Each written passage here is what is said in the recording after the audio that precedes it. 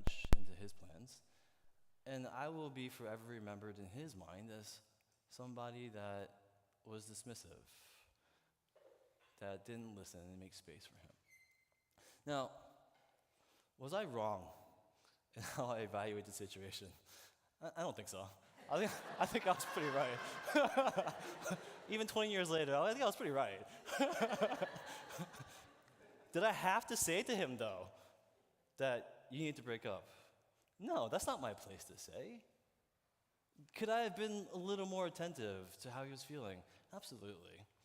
Could I have asked better questions? Absolutely.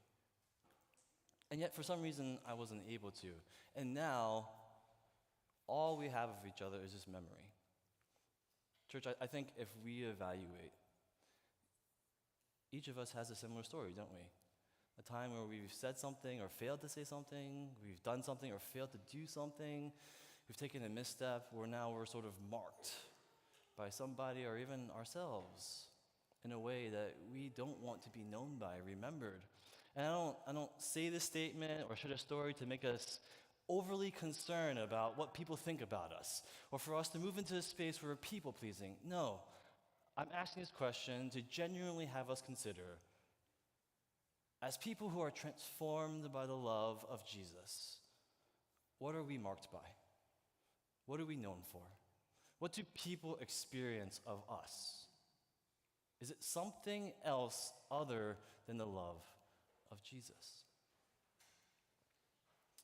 We've covered 4 other noticeable shifts of what it's like to live as people who have been transformed. We call this life on the other side, right? We talked about despair to hope, scarcity to generosity, isolation to community, and anxiety to peace. And today we're going to talk about one final thing that hopefully keeps us living on this side, and that is moving from a space of being less self-seeking and more self-giving. Learning the balance of what it means to love yourself, but also how to love other people equally. Here at Hope, we do a lot of practical work when it comes to the introspective nature of what it means to become emotionally healthy people. We offer a course called Emotionally Healthy Spirituality. We just finished this course with 40 plus people for 8 weeks. We're walking with them, going through their family of origin, how they process grief and pain, and how that impacts the way they view the people around them in their world. A lot of it has to do with themselves and what they do. And the goal of doing this isn't so we create selfish, only self-centered minded people. The goal is to help them understand what brokenness are they continue to perpetuate to the other people in their lives, right? There's this really big trend that's happening in social media and our culture called self-love. And the idea is like, hey, YOLO, you only live once, do you. No one else in this world is going to take care of you. Take care of number one, that's you. And while there's some good message in that, it's not exactly the most accurate message we're going to keep telling ourselves. When we're hyper-focused on just taking care of ourselves and we're number one, that feels a little bit narcissistic to me. Like, I realize I'm maybe calling all of us narcissists, but I'm also calling myself a narcissist. Like, if we just consider what it means to practice self-love and to have a tendency to think about ourselves only, a narcissist is often marked by this belief that they're the most important person in the world, significant self-importance. But it's also coupled with this idea that you're unable to empathize with someone else, meaning you're unable to actually put yourself in someone else's shoes, consider their opinions, consider their feelings, consider their thoughts. You simply think you are the most important person in the conversation. Now, when I describe it like that, doesn't that kind of describe some of our behavior in general? Like, let me just be honest with you. I walk to our church office space every Monday, and I have to walk by Penn Station. There's no way around it. And there's always tourists there, always, at like 8 a.m. And for some reason, tourists of more than 5 people love to walk in a horizontal line. I don't know why. I don't know what it is. But they're always walking horizontal line. They're always blocking the sidewalk. And so this is what I do. I do my best to navigate between them. And as I do that, I do my hardest to exude as much negative energy as I can towards them so they know how dissatisfied I am with them, right? Why do I do that? 1, I'm a petty person. 2, I genuinely believe that what I have to do and where I'm going is more important than what they're doing. Like, I'm just honest. This meeting that I have to run to, this person I'm going to meet with, like, it's so much more important than this family taking their vacation. From slowing down to enjoy our beautiful city. I'm more important. And it's still true if it's flipped. When I'm on vacation, and I'm blocking the sidewalk, and I'm enjoying a different place, how dare they try to ruin my experience of my vacation? I'm important. Of course, there's other examples of this that are much worse, right? When I come home from a long day, and I dump all my stuff on my wife, Erica. I'm just complaining to her, and I don't even ask her about her day, right? I'm not treating Erica fairly as a person. I'm treating her as an object. I'm basically being a narcissist. And often I feel like many of us do these things. And to be clear, it's not like we intentionally do it. I'm not trying to be malicious. A lot of it is because I'm just simply unaware that I have this behavior, that I tend to think that I am the most important person in the world. And there's a reason for it. There's a regular habit that I tend to do. It's when I begin my day, I sort of create this bubble or this bookend where I spend time with Jesus. And then when that's done, I almost like remove myself from that space. And then I move into whatever it is that the rest of the day has for me, the grind. A lot of theologians, scholars, even social scientists have called this a separation between the sacred world and the secular world, where we simply begin to create 2 different worlds that we live in. One, where we're in the sacred, where we're living and experience the love of Jesus, and it's great. We feel encouraged, we're at peace, but then we leave that space, and then we move into the secular. That's everything else, our work, our time with family, our time with friends, doing chores. And sometimes we forget, or maybe we don't forget, maybe it's intentional, where we simply don't include Jesus in any of that. It's just 2 separate spaces. And I've worked a corporate job for 8+ years before my pastor, and I get it. When people tell me, Jeff, it is so hard to remember that Jesus is there with me in the office, I'm like, you're absolutely right. Because when we think about work, when we're in the middle of a work meeting and we're having conflict with people, we don't think of that space as sacred. We think that space is secular. When I'm having a fight with my mom and it's very intense, that argument is not sacred. That argument is very secular. The last thing that comes to my mind is, how can I love my mom like Jesus would? We make 2 spaces. And often, if that's our habit regularly, whether we know it or not, most of that time in the sacred space, it's about us, isn't it? The way we pray, the way we read, the way we engage with the Spirit, it's about, hey, Jesus, what can you do for me today? And if that's our mindset, that's how we begin. Then when we bring that to the secular, chances are that we're also having that same pattern of thinking, hey, what can these people around me do for me today? And in our passage today, it teaches us, how do we bring these 2 worlds together? How do we merge our sacred and our secular? This is what our passage says. It says, this is how we know what love is. Jesus Christ laid down his life for us, and we ought to lay down our lives for other brothers and sisters. If anyone has material possessions and sees a brother or sister in need but has no pity on them, how can the love of God be in that person? Dear children, let us not love with words or speech, but with actions and in truth. And essentially this passage is saying, how do we bring the sacred and the secular together? How do we become less self-seeking and more self-giving?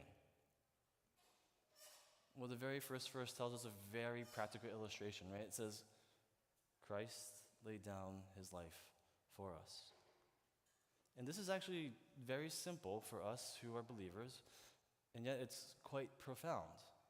Because we can argue that Jesus is the most important person that ever lived in the universe, right?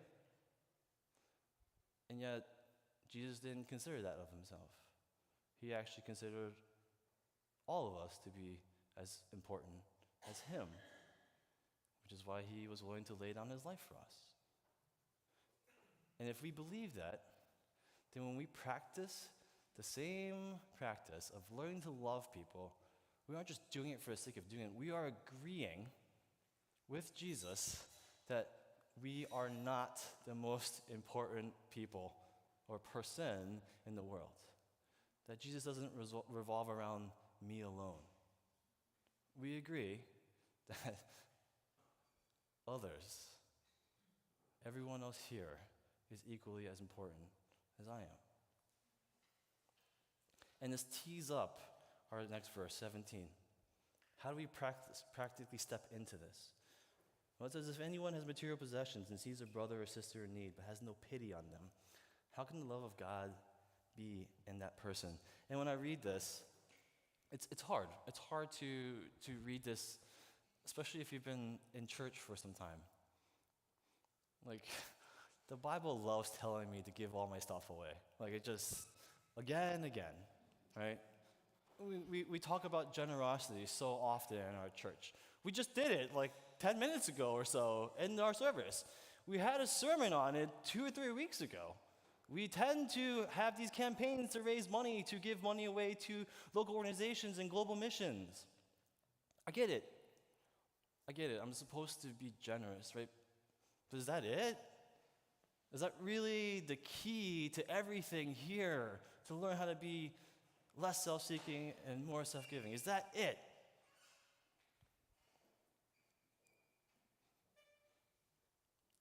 I'm pausing because you're probably like, don't tell me yes, Jeff. But it is. It's yes. It's an emphatic yes. Jesus says himself, right, in Matthew 6:21, where your heart is, or where your treasure is, so will be your heart. But there's more. Yes, the way we give, the way we're generous, absolutely represents how we are transformed by God. But there's more. There's more. And so I'm going to take some time to actually simplify and break down some of the language here in verse 17. I'm just going to preface this.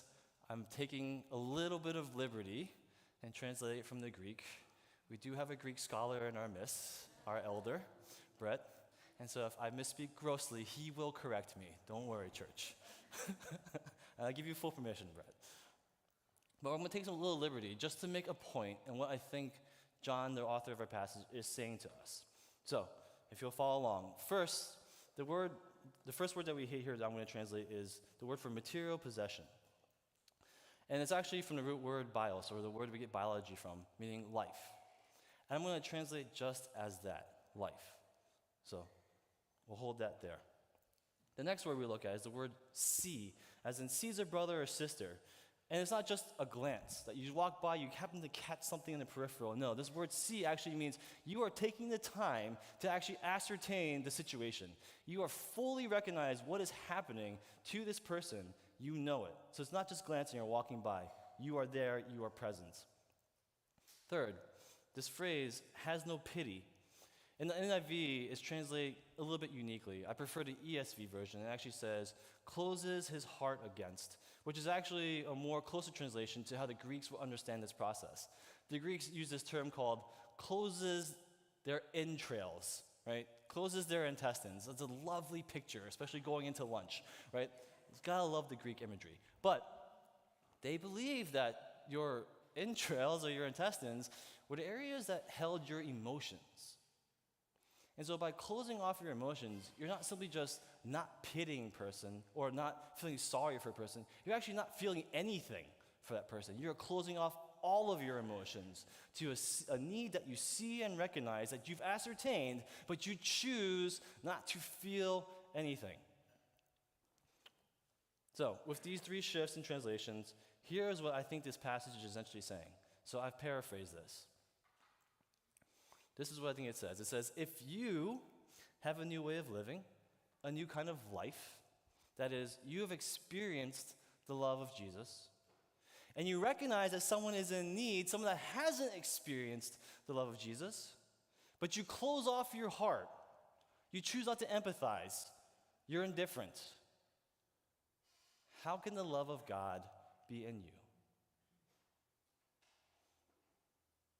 That's a jarring question to ask with this translation. How can the love of God be in you? And it makes me think right back to verse 16, right? Jesus, the most important person in this world, who taught a new way of living. He had this way of living. He wanted all of us to experience this way of living. He wanted to share with us because he recognized we needed it. It was important for us to have this time to receive that love. He empathized. He brought us to his side. And if we're unable, as we receive this love, to then reciprocate that, the hard question that this passage is asking is, are you then truly transformed?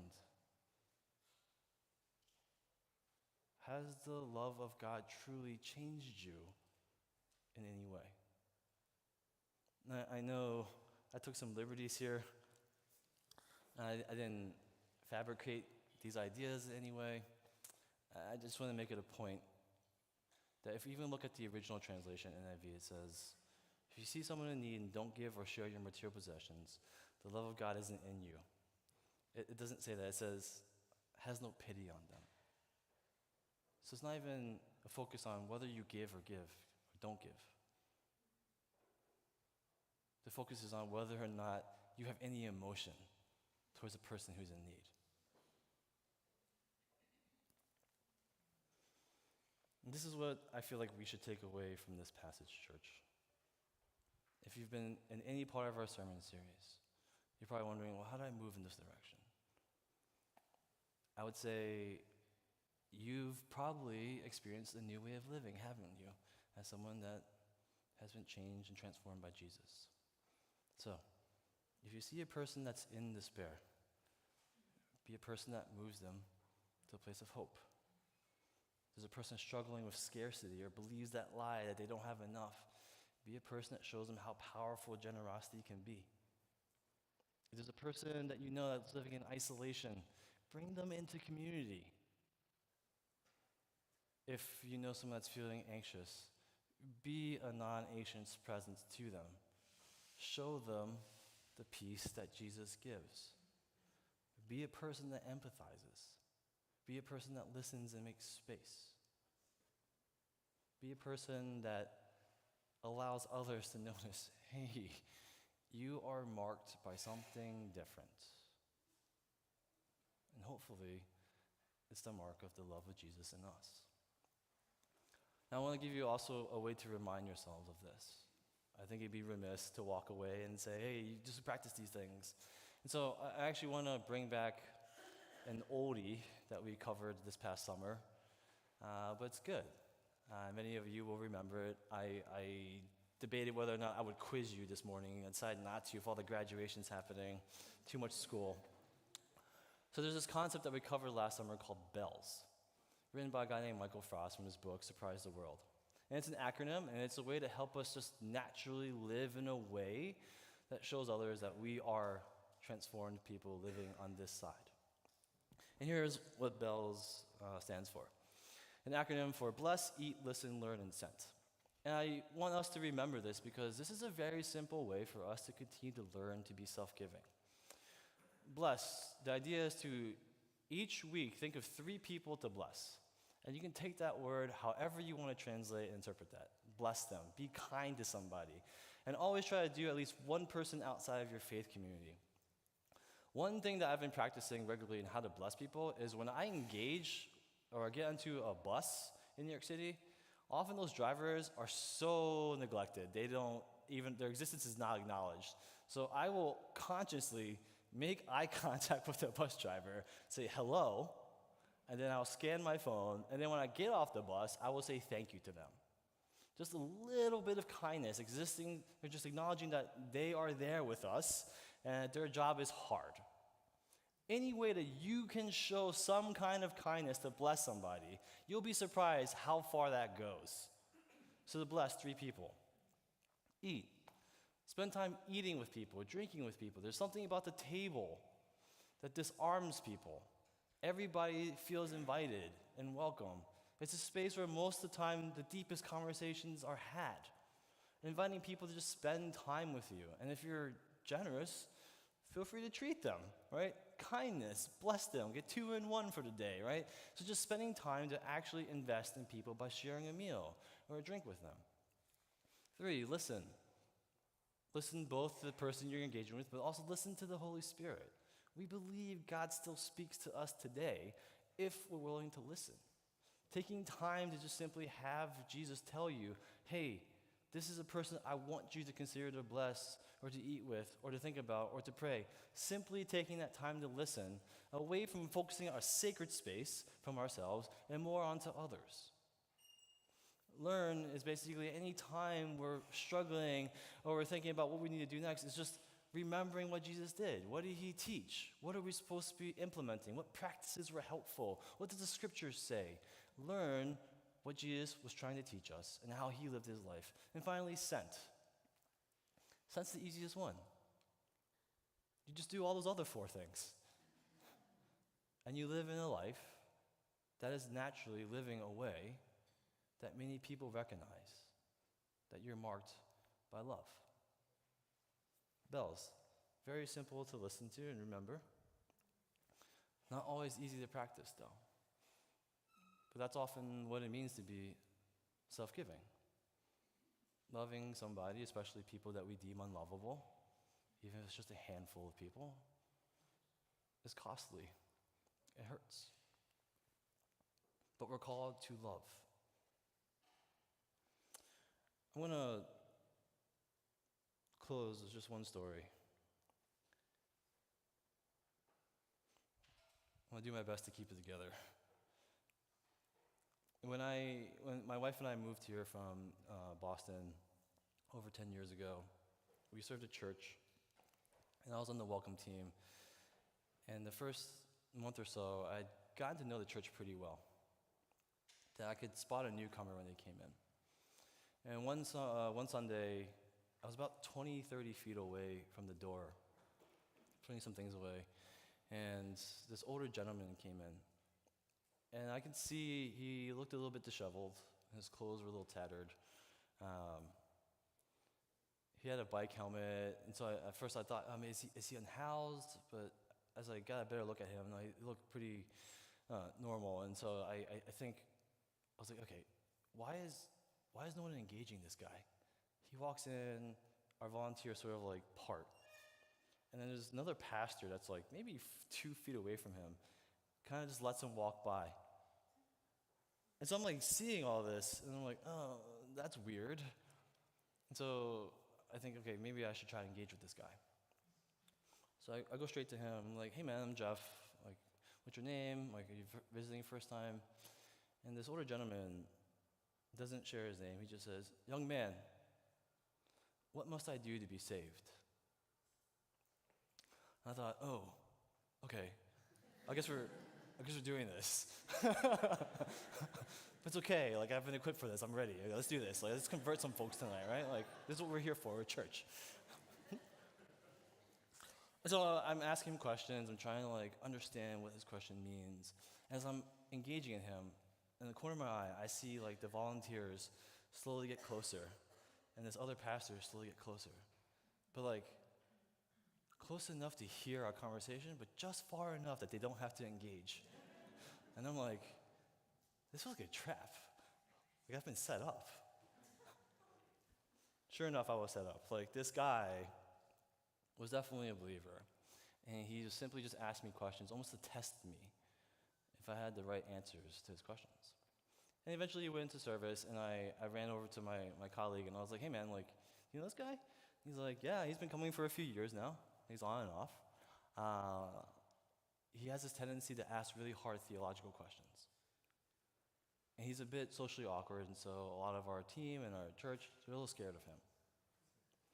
And I thought, okay, challenge accepted. And so week in, week out, when I would see this gentleman, I would try to engage him.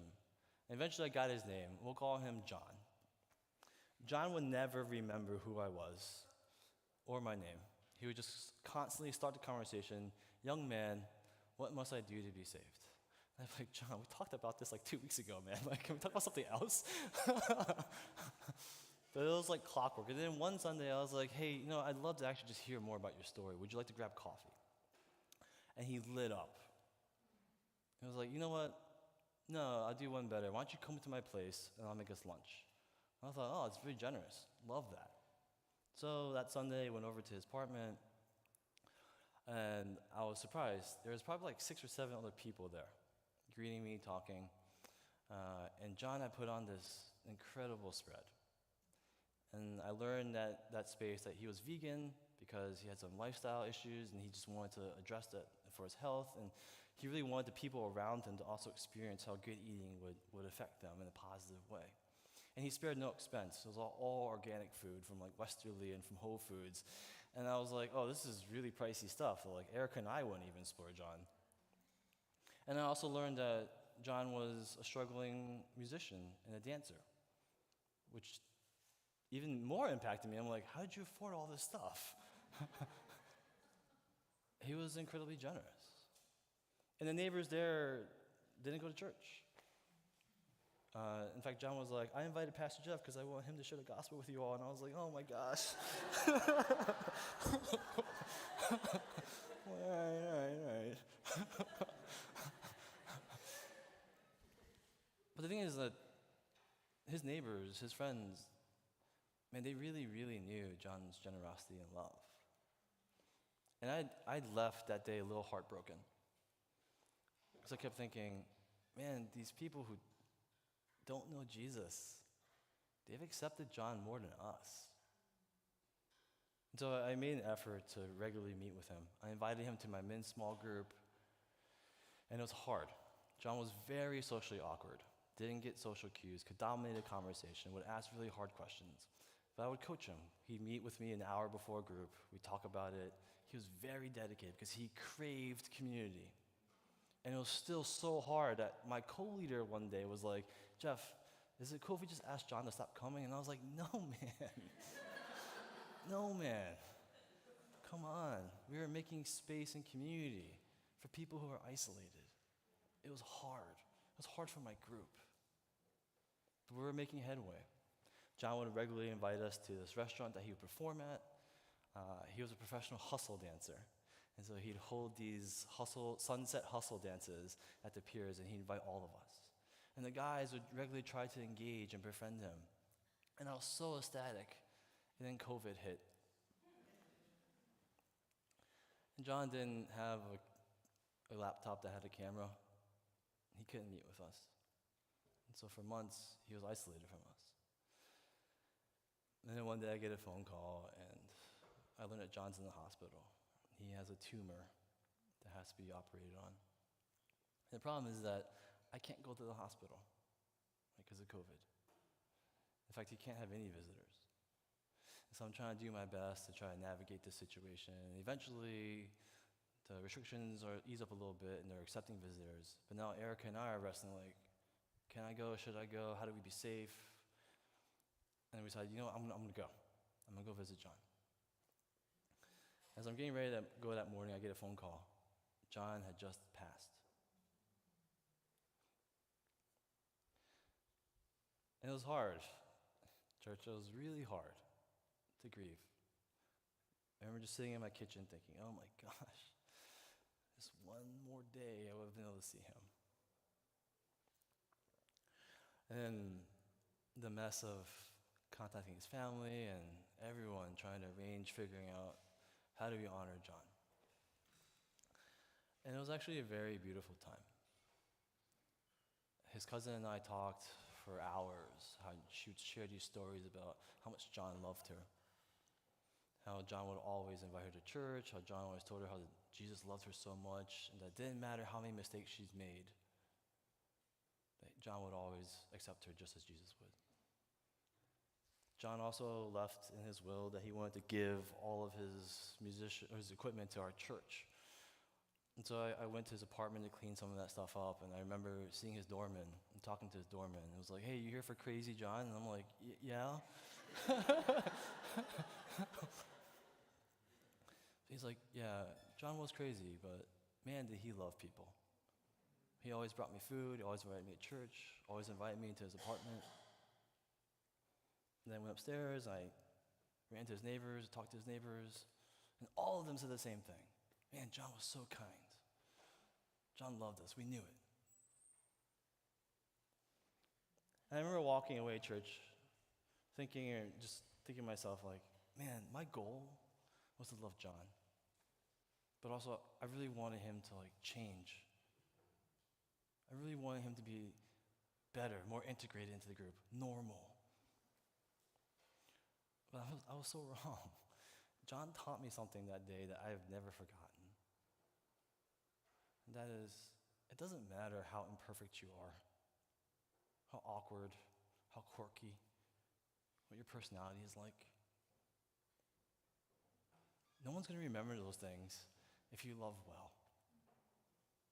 If you're a person that's been transformed by Jesus, has truly experienced what that means for yourself, you will live a life that is self-giving, that loves others well, that people will notice that and will remember you for it.